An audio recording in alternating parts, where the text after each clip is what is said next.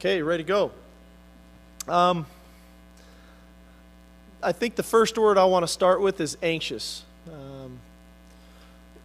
From the coaching staff to our players, I think to the community of Seattle, we're all anxious for this 2010 season to get started.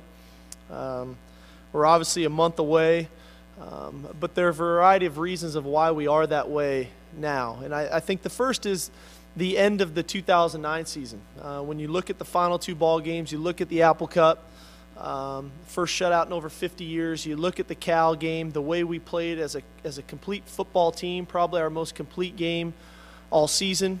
To think we finished those two games of a combined score of 72-10 was exciting. I think it sent us off on a really good note and a high, and it really catapulted us into a tremendous recruiting season. And the recruiting class we brought in for 2010 is one that is dynamic with playmakers, but also adds the beef up front with the offensive and defensive linemen, a combined 12 of those young men. And then we get into spring ball, and I thought we were a much more competitive football team in spring. We battled with one another. I was really encouraged by our defense in spring football. Although we lost Donald and Daniel, I thought we played better team defense this spring, and in turn that'll only carry over into the fall. And then summer workouts kicked in, and Ivan Lewis and his crew did what they did, and we look like a really good football team now. I don't know if I could say that a year ago, but today, as I start to bump into our players and see them and visit with them, not only our returners but our freshmen, we're a better looking football team today than we were a year ago at this time. So the challenge for us is to continue to ride this wave. And obviously we're going to have some bumps in the road as we head into fall camp. There's going to be days when the offense has their days, and then the defense will come back and have their days. Individuals will have some ups and downs. But I think as a program, it's critical for us to continue to ride this wave. We're on a great high right now. We've been on it since late November of 2009, and it's exciting. I can honestly tell you, heading into fall camp, we're a better football team in 2010 than we were in 2009. Whether that equates into wins or not, I don't know that. And that's why the football is shaped the way it is. You never really know which way it's going to bounce in those key moments, but we're better today than we were a year ago at this time. I think for us as a program to really take that next step is to find a level of comfort on the road, playing in hostile environments, in tight games in the fourth quarter, and understanding that this is where we are supposed to be as a program. We're supposed to be in tough games in the fourth quarter on the road versus SC, versus Cal, versus Oregon, versus BYU, versus Arizona, all of which were bowl teams last year and in tough environments. But that's where we're supposed to be. And to embrace that opportunity, to feel comfortable in those environments are key. We're obviously fortunate. When you get in those environments, you always want to have a veteran trigger man back there who's been in those settings, who can remain calm in the most tense and stressful moments. And having Jake back for his senior year is obviously critical with that, along with the fact that we get him for our home games as well, which is pretty cool to play at Husky Stadium in front of our fans. I thought our kids in 2009 really embraced Husky Stadium. They embraced our fans. They respected how special of a venue that is, and to play in front of our fans in that venue is something that we will always, treat as something special. And it's an opportunity for us to go out and show the people who we are, what we're about, the way we play. And now it's for us that, as I touched on, the next step is to get on the road and show everybody else around the country who we really are and the way we can perform. With that being said, there's been a few things that have kind of transpired this offseason that I'd like to touch on. I'm sure there's questions to come, but have been noted. A few players have transferred. Scott Schugert has transferred. Mark Armlin's transferred. Tyrone Duncan has transferred. We've lost a young man for medical reasons. Alvin Logan has decided to retire He'll continue to get his degree at the University of Washington, and he'll earn it. He's a great young man. We obviously dismissed one player off our football team, Cavario Middleton, for a violation of team rules, and please respect the fact that I'm not going to go further into that. We've decided to gray shirt a couple of our incoming freshmen. Johnny Timu will gray shirt. Brent Williams will gray shirt. Both of which for the right reasons. Timu, coming off of a knee injury his senior season, is not physically prepared to play. And Williams is just physically not quite where he needs to be to get to this point. So the advantage for both of those young men to come back in January, stretch out their career, is going to not only benefit them but benefit us as a whole. And then obviously one addition to our 2010 recruiting class was Josh Shirley, who initially obviously had signed with UCLA. That national letter of intent was null and void due to an incident on their campus. Trust me when I tell you, we've done our due diligence on this. We know this young man. We know his family. We've sat in his living room for hours upon hours. He's been on our campus. He's a great young man. He's a good student. He was raised the right way. In this incident, whether how small or large his part was, is not indicative of this young man's true character. I'm excited that he's on our campus today because I truly believe in our environment, the University of Washington, the people that we work with on a daily basis, this young man's not only going to excel on the football field, but in the classroom and in his personal life, and we're excited and happy that he's part of our football program. The last thing I'll touch on from an overall point of view, I understand, and it's very clear, that expectations are high outside of our football program. They're high in the community. They're high somewhere in the Pac-10 because one guy gave us a first-place vote. I still don't know who that is, but I'm still working on finding that out. But I can tell you expectations are higher within. And we believe we have a very good football team, and our locker room believes that. Our coaching staff believes that. And we're going to perform like a good football team. We're going to prepare really well. We're going to practice extremely well, and we're going to go out and compete really well. Whether or not, as I touched on, that means wins or more wins than 5 from last year remains to be seen. But I can tell you we're going to play better football. We're a deeper football team. We're more athletic. We'll be more physical. We'll execute better. And we're just all anxious to get started. All right, Bob, why don't you lead us off with a question from the phone line, a question or as many as you like. Okay, yeah, I got two.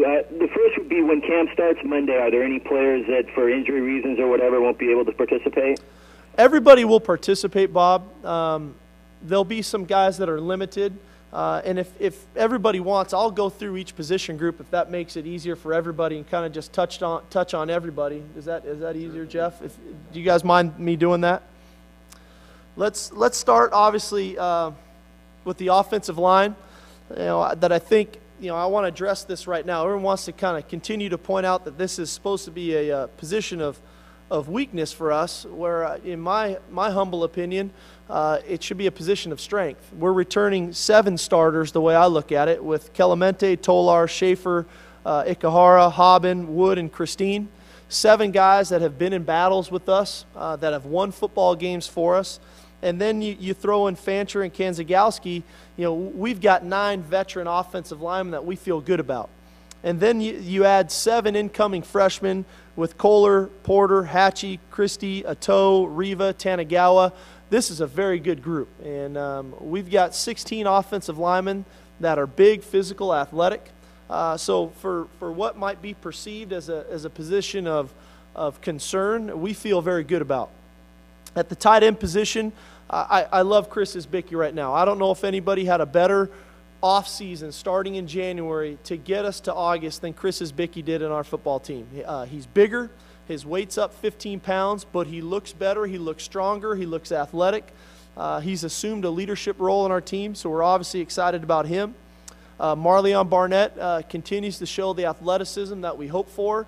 And Dorson Boyce had a great offseason as well. He's a guy that will mix between the fullback and tight end spot, so we're anxious to see him. And then we added 2 freshmen in Mike Harfixson and walk-on Evan Hudson, who we'll talk more about as a long snapper.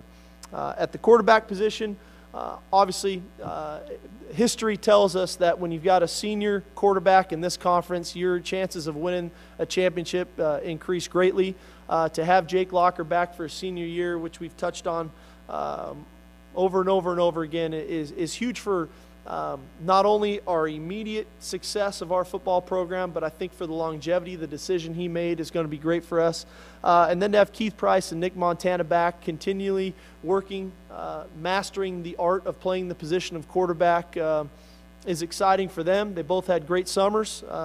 And then we added 2 walk-ons in King and Wilson, so we'll have a total of 5 quarterbacks in fall camp working at that position. At running back, Chris Polk is 100% healthy. His shoulder's in great shape. He's at 216 pounds right now. He looks perfect, exactly where he needs to be and wants to be. Jory Fogerson, great offseason as well, is in terrific shape. He's up to 210 pounds now. And then obviously with the additions of the young kids, Cooper and Collier, what they got by coming early, participating in spring ball, I think is really going to catapult them into fall camp and give them a real opportunity to contest for playing time and significant playing time, and if not just at running back, on special teams. At fullback, Austin Sylvester, I've been really proud of this young man. He's assumed a real leadership role. He's really worked on his athleticism, which is key for us at the fullback spot. But he obviously is very heavy in blocking. He'll put his face on you, does a nice job there. With the addition of Zach Fogerson, Jory's younger brother, who brings some real athleticism to the position. So we're excited about that. At the wideout spot, a group that has obviously gotten a lot of notoriety of late, I think well-deserved. Obviously led by Jermaine Curse and Devin Aguilar. These 2 guys are all Pac-10 performers and have performed like that in spring, have continued that throughout the summer. Their leadership has been key. James Johnson has really bulked up. He's a muscular-looking guy now. He doesn't look like a true freshman anymore. And for me, the 3 guys that are kind of that next tier of guys that I'm anxious to watch in this training camp that are really battling for playing time here are DeAndre Goodwin, Cody Bruns, and Jordan Polk. 3 guys that we need for us to really be a complete wide receiver group that can really add a speed factor to our offense. All 3 guys can really run. They're all 4-4 guys. So anxious to watch those guys come out and compete and battle in this fall camp. And then you throw in DeAndre Campbell and Kevin Smith, 2 true freshmen coming in. It's a very deep and talented group that we're excited about. On the defensive side of the ball, I think if we lined up today, you'd see Talia Crichton and Deshaun Matthews at end, Cameron Elisara and Alameda Ta'amu on the inside. Alameda's a new man, and I'm kind of anxious to watch him perform. I think we saw that the second half of spring ball. He dominated the spring game, and he's playing like the way a guy at 330 pounds with his strength and speed should play, and can dominate the game. With that, with Samisi Tokolahai, Chris Robinson, Kalani Aldritz, Everett Thompson, they'll all be there day one, and it really gives us some real depth. We're too deep, easy on the defensive line, not to mention the 5 true freshmen that are coming in with Josh Shirley, Sione, and I knew I was try not to butcher this name, but Fetters, you probably know it better than me. Patoy, okay? I call him Sione. Lawrence Lagafuena, Andrew Hudson, and Haoli Jomora. This is a great group. And again, a group that I think has been much maligned throughout the offseason for us about the lack of depth at end and whatnot. I think this group is going to do some special things. And with the new conference rule where we can travel 70 players now as opposed to 64, it's going to allow us to bring more defensive linemen on the road in conference play and allow us to continually shuttle guys so that we're fresh, we're fast, we're aggressive on the defensive line. At linebacker, led by Mason Foster, this is another good group. A young group, but a good group, led by Mason, Court Dennison, 2 guys that had great springs. We're anxious to see Victor Iowa come out and perform in training camp. He's up to 221 pounds. He looks really good. His shoulder's healthy. He's 100% healthy, so anxious to see him go. Obviously, with the loss of Alvin Logan, Victor's got a great opportunity as well as Matt Houston at the Sam linebacker spot. And Brandon Hupert's back 100%, so he'll be there as well for fall camp. Jordan Wallace is a young man at the will linebacker position that showed some real flashes in spring. And his development and understanding of the scheme and the system is one that's going to be critical for him to continually earn that playing time and allow us to move Mason around so the defenses don't quite know where he is all the time. Or, excuse me, the offenses don't know where he is quite all the time. So he'll play some Will, play some Sam, be able to move him around. And then the addition of 5 new freshmen in Cooper Pallor, Victor Burnett, Princeton Fuimoano, Garrett Gillian, and Jamal Curse. A very young group again, but an athletic one, and all of those young guys have a real opportunity not only to contribute on defense but also on special teams. At the safety spot, the guy that has really emerged maybe as the overall leader of the defense is Nate Williams. Looks fantastic, had a great spring. His knowledge of the defense is probably superior to anybody on our team. Looks terrific. And at the free safety spot, Nate Fellner's had a tremendous offseason. Great raves from our strength and conditioning staff about him. And Will Schamberger, hopefully he can continue to grow from spring, where he really did some nice things for us and was probably the most improved / valuable player for us this spring. You throw in Justin Glenn, who will still be limited some with his ankle, is just not quite right yet. Greg Walker, Marquise Persley. And then the addition of 2 guys that look exactly how you want them to look at safety, and Sean Parker and Taz Stevenson. This, again, is a very good group. At corner, when we start Monday, you'll see Desmond Trufant and Quentin Richardson out there at the corners with the first group. But you will see Adam Long. You'll see Vonzell McDowell get plenty of reps with the ones as well. Those 2 guys had great offseason. And then the additions of Anthony Boyles and Tony Goburn. Real depth at that spot as well. And the one guy for me that probably I'm as excited to see as anybody, a guy who's a pure cover lockdown corner, is Greg Ducray. Tremendous speed, athleticism. He's very similar to the same size of True, where True was last year from a height and weight standpoint, but can really run, so anxious to see him as well. Kicker, obviously Eric Folk is back for another year after having a great season last year, 18-21. The time and the effort he's put in on kickoffs, I think, is you'll see and it'll show as we get back going out there. And Gutort backing him up. Willie Mahan punting the ball with a new walk-on punter backing him up in Halligan.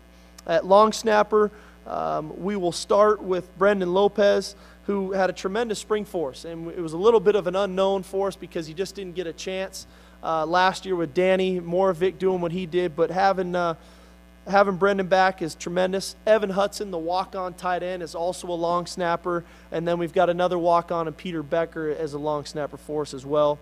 Holding on field goals will be Cody Bruns and Will Mahan, so they'll be doing that work. From a returning point of view, in kickoff returns, I think it'd be pretty dynamic for us to open up the 2010 season having Chris Polk standing next to Deontay Cooper back there returning kicks. But that doesn't mean you won't see Jesse Collier. That doesn't mean you won't see James Johnson and Jory Fogerson back there. You could see the likes of a Sean Parker, a Kevin Smith, a Taz Stevenson. So we've added a lot of guys that are interchangeable, that can do that kind of stuff. And I think the first punt return, you'll see Devin Aguilar again. Cody Bruns will get his opportunities, and some of these freshmen will as well. All right. Thank you, Coach. Yep. Bob, you got anything to follow that up? Yeah, I don't know if I do. That covered just about everything. But the I have is the other new quarterback walk-on that you've got. I don't know if you can just tell us who he is, Eric Wilson. Eric Wilson is a young man from Redondo Beach, California. He's a kid that we've known, athletic, accurate, can throw the ball. So those guys remain to be seen. Walk-on quarterbacks sometimes are a little bit hit and miss, but I think these 2 young men, what we can gather, they're good athletes so that they can give the looks on the scout team as far as the spread option looks, but also can throw the ball enough to where we can throw the ball around against the teams that throw it around pretty good. Anything else, Bob? No, and then just to clarify, so you said on both Aldrich and Thompson, they'll be ready to go then from day one, just no limitations or whatever? Well, no, they'll be ready to go, but we're going to have to monitor them pretty closely. You know, I think the key for us, just as it was last year, this thing is not about just going out and beating ourselves up as much as we can and driving every guy into the ground for the first week. The goal for us for training camp is to get ready to play BYU, be a healthy, fast football team that really understands our schemes. And so for an Everett Thompson, a Kalani Aldrich, a Justin Glenn, those guys, we're going to allow them to build and to grow. I'd be shocked if you saw any of those guys actually do double days. As we get into our 2-a-day practice sessions, they'll only practice once a day because the goal for us is to get ready to play BYU, not beat each other up the whole time. Okay, great. That's it for me. Got it. Todd, do you have anything? Yeah, one question, Steve. You've been on the job 20 months now. I think more than half your roster are your guys that have come on since you've taken over. In terms of the roster makeup, is it where you thought it would be at this point? Is it a little faster? Can you comment on that a little bit? I think in general, attrition's natural when there's a coaching change, and certain guys signed on, the veterans signed on for something obviously different than what we've provided. And truly, we kind of joke about this as a staff, but truly this is not for everybody. Some guys have bought into this culture that we've instituted. Some guys haven't. And not that they're not good kids or good players or good people. It's just not for everybody the way we do things. And so from a challenging point of view, we've lost some guys, but I think we've replaced them with good players, good people that have helped us change the culture in a way that where we want it. And I don't know if it's exactly where we want it yet. I think we're getting close. But the more guys we recruit that truly believe in what we believe in, then it's gonna grow and grow and grow. I think we're about at a 50-50 clip right now of players that we adopted and players that we've brought in, and I think it's a good mix right now. The locker room's in a good place. Our coaches relate to our players really well. So all in all, I'm happy with where we're at. Thanks. Yep. Anything else from the conference line? Yeah, I got a question. Go ahead. Oh, I'm sorry. Go ahead, Ruth. Hi, Ruth. Hi. Hey, I was going to ask you, you mentioned the gray shirts. Is there anybody going into fall camp that you can say it was going to redshirt? No, they're all going to get an opportunity to compete this fall. Every one of them. And the other question I had, Coach, is, you've been down this road before with working with Heisman candidates. I know you had great quarterbacks at SC, but how does Jake compare in terms of where he's at going into a year where he's on the Heisman list to the other guys you work with, like Carson Palmer and Matt Weinert? Where's Jake at in your mind on that? Well, he's different. We're a different team. We're a different offense, and I think, in my humble opinion, the best way to put it is those guys, all guys, make the most improvement from year 1 to year 2 in playing in a system, and I think we'll see that in Jake. We're expecting a great year out of him. I know he is too. It's still a lot of work to be done, but ultimately we should see his completion percentage grow another 10% roughly. I think you'll see him between a 65 and 68% completion percentage this fall. I think you'll see the touchdown interception ratio, which went from a 1-to-1 2 years ago, or 3 years ago really, to a 2-to-1 last fall, to a 3-to-1 this year. And if those two things happen, I think good things are going to happen for the Huskies this fall. Thanks, Coach. Yep. Anything else from the conference line? Yeah, Eric Spanberg here. I'm working on something for Sporting News. Okay. And, Coach, you mentioned at the beginning your recruiting class and being happy with it. I was just curious, could you offer a little perspective on how it's different recruiting, as a head coach at Washington as opposed to when you're working with Pete at USC as an assistant? Does that change your approach or your pitch in any way? No, we're just trying to get good football players that are good people, good students that adopt the same ideas that we have. And we're a different team than we were at SC. And I think ultimately we're still very aggressive. We're probably more aggressive now than we were then. But ultimately we're just trying to find good people that fit. We're aggressive at it. The biggest difference for me personally is I don't get to go out on the road and recruit quite nearly as much. As an assistant, you're out. As a head coach, you got to rely on your assistant's opinion, and that's why it's important to hire a coaching staff that you believe in. And then if I could follow up, I just wanted to ask you, if there is a difference in the roles like you just mentioned. What's it like to be, I guess, the closer instead of the setup guy, if you will? I always believed I was a closer anyway. No. I don't know. I think closers grow into the role of a closer, you know, and the really good closers weren't closers from day one. They were setup guys, and they grow into the role, and I think that's natural for me as well. Thanks. That was a joke, by the way. I know. We all were laughing in here. Any questions from the folks who are here? Talking about Jake's offseason and the media exposure he's gotten, 2 trips to the East Coast and dealing with the expectations, so the higher expectations maybe this year than he's ever had before.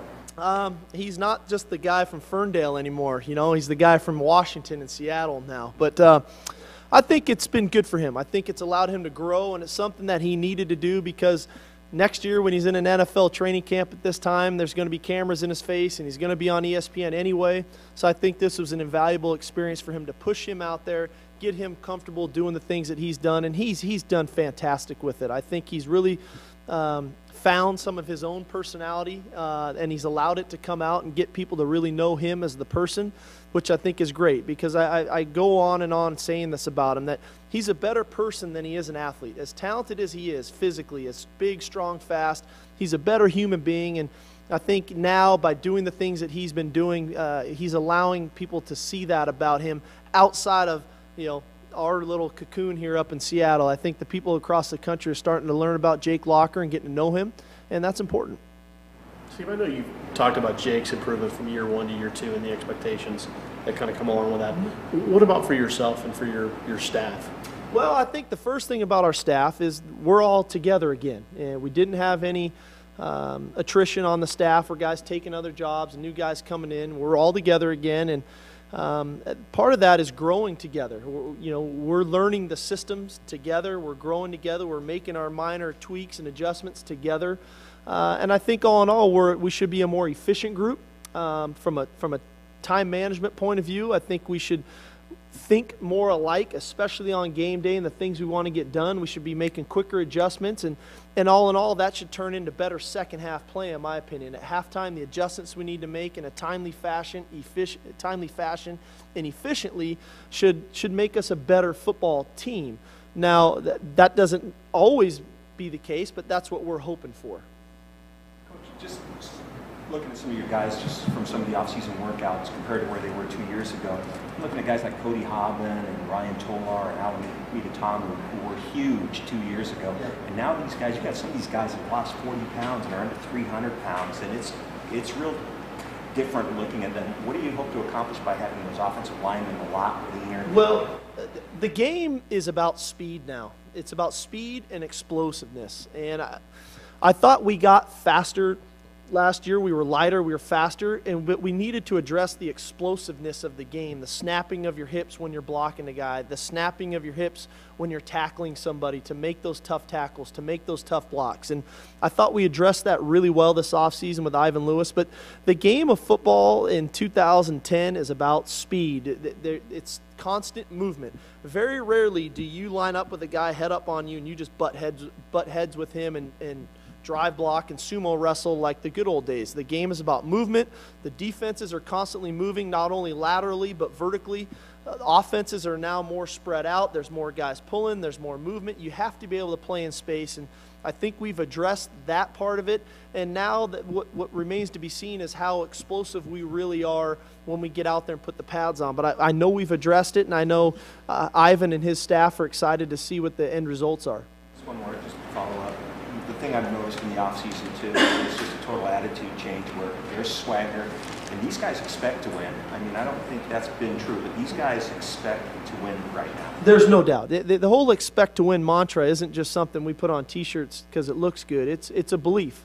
And it's a belief within our coaching staff from day one. I said it at the very first press conference. I don't think it's going to take us very long, and I still firmly believe that. We expect to do well. We expect to win. We prepare well, we practice well, and we're going to play well. And I think that transformation process from the coaching staff into our players may have taken some time, but I don't see one guy on our football team that truly doesn't believe that we're going to be a really good football team this fall. Steve, along those lines, if you go back when you got the job 20 months ago, if you were looking at the rebuilding project, were there some things where you'd say certain aspects are more appropriate to try and accomplish in year one, and then maybe there's some things that are more appropriate for year two? You know what I cared about last year was being competitive. I wanted to see our guys compete, battle, fight, scratch, claw. I wanted to make sure when the opponents walked off the field, they know they played the Huskies. That was the ultimate goal last year. I was not worried about winning or losing. It feels better to win, but I wanted to make sure we battled, because I think that was something wasn't quite there, wasn't in all of the hearts of all these players. I thought we achieved that. Now it's about we need to play well, and we need to play well at the critical moments in the fourth quarter. And so I think that's the next step in those critical moments, fourth quarter, on the road, hostile environment. We have the ball. There's 3 minutes left. We're driving. What's going to happen? And that, for me, is kind of where I'll be able to get a gauge. Can we continue to execute, or do we go out of ourselves and try too hard and make mistakes, and that's how you end up losing ball games? And I'm not going to point fingers at anybody, but we obviously lost 3 games you can point right to on the road last year: Notre Dame, Arizona State, UCLA. And in my opinion, we should have won. And we're an 8-win team all of a sudden. So for us to do that, it's our ability in the fourth quarter to stay within ourselves, feel comfortable in those environments, and go out and perform. You mentioned that history shows that the conference is often won by senior quarterbacks. I might be wrong, but it seemed like last year you didn't talk about winning championships. Have you changed the goal with the football team? Sure. We're here to win championships. There's no doubt. Last year was be competitive, fight, scratch, claw. This year, let's go play well and win championship. Coach, first couple days, you're going to have the enthusiasm, you're going to have the hard work. What else will you be looking for from your guys? Sort of, training camps keep shrinking. If you noticed, I mean, we're starting practice August 9th, and we're playing September 4th. That's not a lot of time. So we've got to get as much information as we can get on these new guys we've got on our football team, and where they can help, where they fit, how they mix with our current roster. You think about, we've got almost 30 new football players stepping on the field with us. That's nearly a half of our players, the guys that are out there going. So imagine in the NFL, if an NFL team with 54 active players on their roster, imagine them having 15 or 20 new players plopped into that. That's what we're experiencing. So the first thing we've got to get done, the energy's going to be there. I want to see us execute really well. This is our 4th time installing the offense and the defense and those things, but we need to gather as much information as we can on these new players and how they're going to fit on our football team. You talked about the offensive line being a strength. What unity are you most curious about and really needs to show you something for you to feel better? Well, the linebacker position is curious in the fact that we've got 2 really good players in Mason Foster and Court Dennison, and then it's a little bit of an unknown. Victor Iowa is a safety that's coming off a shoulder surgery that we're moving to backer. I think he can do it, but it still remains to be seen. Matt Houston's been a limited, play guy. Jordan Wallace, we have high expectations for, but, that still remains to be seen. Then we've got a bunch of young kids. Brandon Hupert's coming off a knee injury. So there's a little bit of an unknown at the 3rd linebacker spot that I'm really curious to watch all these guys go out and play and how it's going to shake out. You've got Josh Shirley listed at 210 pounds. What's going to make him successful? Well, that's probably a little bit of a misprint. He's 225. Good guess, though, Jeff. Even at 225, what's going to make him successful as a kid coming off the edge? Speed. He can rush the passer. He's natural. He's got great speed. He's got tremendous instincts. And I think for him, where he'll benefit from, not only did he play end in high school, he played inside quite a bit as a 3 technique, even at times at a nose guard. So he understands leverage. He understands pad level. He understands how to use his hands really well. So he'll be fine at the point of attack. But his main gun is speed. Steve, I know you weren't going to comment on the details of Colario's situation, but is there an update at least? Is he going to stay in school? I'm not going to comment on it, Chris. Well, is he going to stay in school, or is he No, gone, he's done. Okay, so he's already left school. Yes. Okay. you talk about the outside expectations. What was your offseason like, just interacting with people? Were people really talking I think people are excited and anxious about what's to come. I it's kind of like last year was a little bit of the appetizer. What's the main course? What does that look like? And I think people are proud to wear their UW gear again and to hang their flags and to put on their sweatshirts and shirts and hats and those things. And I think that feels good for the community. And people are excited for what's in store next. What are we looking at next? And as a program and as the head coach of the program, that's kind of inspiring in and of itself. Not to mention what's going on within your own locker room, but to have the people driving by your house yelling "Go Dogs" or in the supermarket or at dinner or on the lake, whatever that may be, people are proud to be Huskies, and that's a good feeling. See, with the group of offensive linemen that are coming in, the freshmen, when you were recruiting them, did you have a thought as to certain guys might play, or is there a way or a plan to break those guys up so they're not all in the same class? I think you naturally try to speculate, in your own mind. But I've really gotten to the point of I'm keeping an open mind to this whole deal. And, we intentionally didn't recruit all the same type of linemen. Obviously you go from a James Ato at 345 pounds to a Micah Hatchie who's at 270, maybe a little more athletic, and the variety and range within that. You've got left tackles, right tackles, centers, guards, and so we tried to get a complete group and not just one where they were all going to line up behind each other. So part of that's going to shake out with where's more needed depth right now on the offensive line, and part of that's going to play out with who really emerges, and part of that's going to play out with potential injuries that naturally occur on an offensive line that'll force guys to the forefront. And I know that at least when the other group with like Tamu and Ever Thompson, some of those guys that had played both ways, and they had maybe made a switch from offense to defense or vice versa. And then with a guy like Atoye who had a great all-star game this summer playing defense, is there a possibility that you could see a switch there? No, he's an offensive lineman, and we'll keep him over there.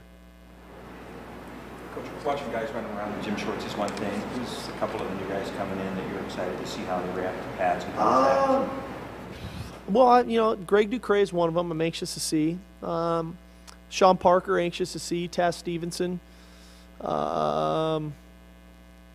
Josh Shirley, anxious to see. Off the top of my head, Haoli Jamora, anxious to see.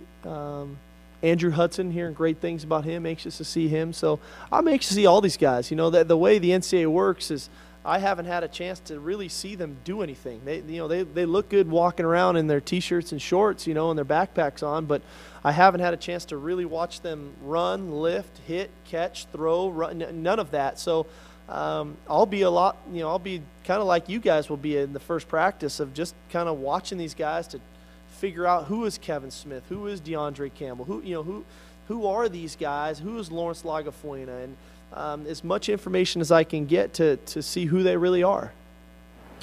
Steve, the sanctions against USC have changed the competitive landscape for the Pac-10, or seem destined to. When you reflect on the irony of Washington being able to take advantage of that situation, what goes through your mind about the fact that you were there at the time when the NCAA? I think that prior to sanctions, I think what Pete Carroll did at USC for 7 years, 7 straight BCS bowl games, 7 straight conference championships, 7 straight top 4 finishes. I think he changed the Pac-10 because he forced every university within this conference to reevaluate themselves. Who the coach is, what style of coach it is, the way they recruit, the way they prepare, the way they coach, the style of play, the commitment to defense, the commitment to running the football. I think the Pac-10 and the parity that we're experiencing now and will continue to experience, in my opinion, started years ago because it changed the way people had to play the game if you wanted to compete against them. And whether it's Washington, Oregon State, Arizona, Cal, you're seeing a commitment to defense. You're seeing a commitment to running the football. And in turn, there's parity in our conference. And for a good reason. Programs have gotten better. I don't think it's because programs have gotten worse. I don't think it's because USC's coming down to the pack. I think everyone's rising up to them, because if you don't, you're going to continue to get beat. And so sanctions are sanctions. You know that so USC, that there's a few more scholarships each year. Possibly have kids out of Southern California. Everybody in our conference recruits down there, so I don't know how much we're all just going to reap the benefits of SC being on sanctions. We might get one more player a year out of the deal. So, but all in all, I think the parity in the conference started years ago, and now we're just starting to see the effects of 3, 4, 5 years of recruiting in a shift in philosophy of style of play. Is there any irony in the fact that a lot of Seahawks fans go to practice and their first impressions are kind of like Husky practice? Well, I don't know. I heard they're playing music over there now, so we'll see. I don't know. Anything else for anybody? Steve, with BYU, like you said, the focal point of this camp is to get ready for BYU, and knowing that it is the first major litmus test in terms of overcoming the road situation. Are there some things that we'll see, or fans might see, in those practices that maybe will differentiate this camp from maybe previous camps? I